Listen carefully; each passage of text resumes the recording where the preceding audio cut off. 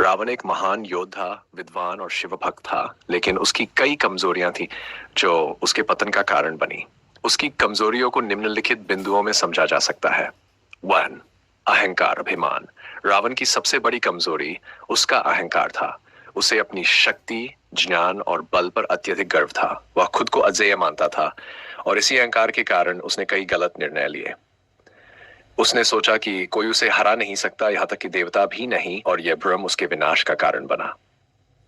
2. वासनाएं और इच्छाएं। रावण की एक और कमजोरी उसकी वासनाएं थीं। उसने सीता का अपहरण इसलिए किया क्योंकि वह उसकी सुंदरता से मोहित हो गया था। यह उसकी वासनाओं और इच्छाओं के अधीन का स्पष्ट उदाहरण है। इसी कारण उसने एक ऐसा कार्य किया जो उसके पतन का मुख्य कारण बना। 3. अत्यधिक महत्वाकांक्षा। रावण अत्यधिक महत्वाकांक्षी था।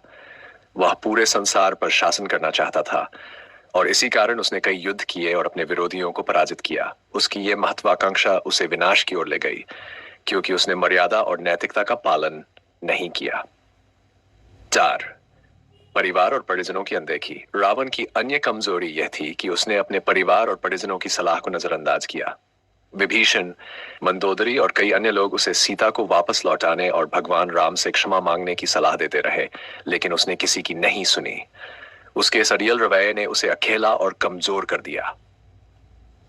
5. आत्म धोखा। रावण ने अपने अहंकार और महत्वाकांक्षाओं के चलते खुद को धोखा दिया। उसे विश्वास था कि वह अजेय है और भगवान राम जैसे साधारण मानव उसे हरा नहीं सकते, लेकिन उसने राम की दिव्यता और शक्ति को कम आंका, जिससे उसका पतन हुआ। 6. दिव्यता की अवहेलना। रावण ने देवी सीता का अपहरण किया, जो स्वयं लक्ष्मी का अवतार थी। यह एक गंभीर पाप था क्योंकि उसने न केवल एक स्त्री का अपहरण किया बल्कि देवी का भी अपमान किया।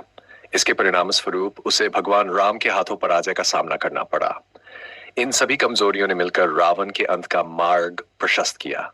उसका अभिमान, वासनाएं और परिवार की अनदेखी जैसे कारकों ने उसे एक महान राजा से एक त्रासदीपूर्ण पात्र में बदल दिया।